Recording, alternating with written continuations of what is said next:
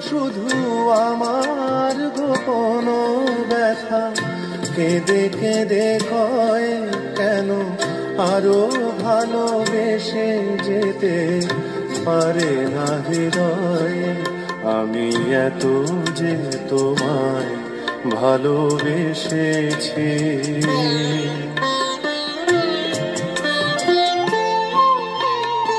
তোমার কাজল চোখে যে গভীর ছায়া কেঁপে ওঠে, তোমার আধারে ওগো যে হাসির মধু মায়া ফোটে,